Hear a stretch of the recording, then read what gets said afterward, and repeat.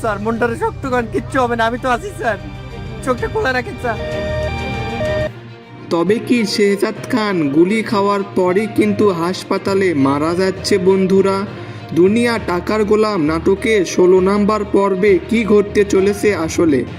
দর্শক, আপনারা হয়তো দেখেছেন যে শেহজাদ খানকে গুলি করেছে রিশাদ। একটা লকারের চাবি নেওয়ার জন্যই কিন্তু শেহজাদ খানের উপর আক্রমণ করে রিশাদ। শেহজাদ খানের গুলি খাওয়ার পরপরই তাকে মেডিকেলে নেওয়া হয় এবং সেখানে চিকিৎসা অবস্থায় শেহজাদ খানের বিরুদ্ধে আরও চক্রান্ত শুরু করা হয়।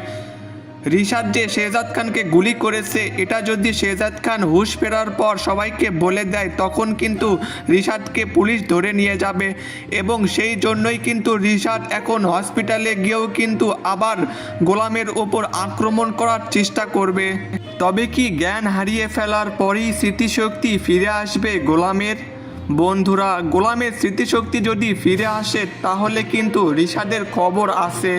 রিশাদ যে এতদিন অত্যাচার চালিয়েছিল গোলামের ওপর, এই সব কিছুর প্রতিশোধ আগামী 16 নম্বর পর্বে নেবে শেহজাদ চৌধুরী।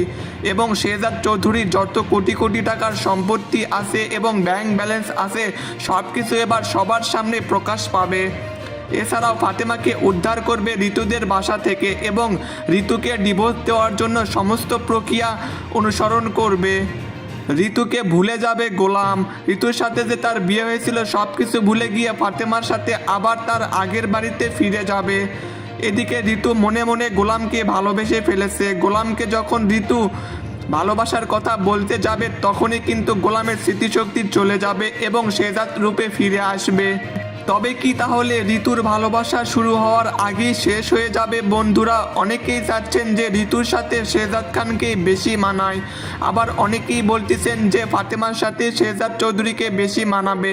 তো দর্শক, আপনারা কি চান গোলাম কার পক্ষে থাকবে, ঋতুর পক্ষে নাকি ফাতেমার পক্ষে? কমেন্টে জানাতে ভুলবেন না। দুনিয়া টাকার গোলাম নাটকে 16 নম্বর পর্ব আগামী বৃহস্পতিবার ঠিক 12টার সময় প্রাঙ্কিং এন্টারটেইনমেন্ট চ্যানেলে আপনারা দেখতে পারবেন। সবাই অপেক্ষা করুন ধৈর্য ধরে এবং প্রতিটি এপিসোডের আপডেট সবার আগে পেতে এখনই আমাদের চ্যানেলটি সাবস্ক্রাইব করুন। ধন্যবাদ।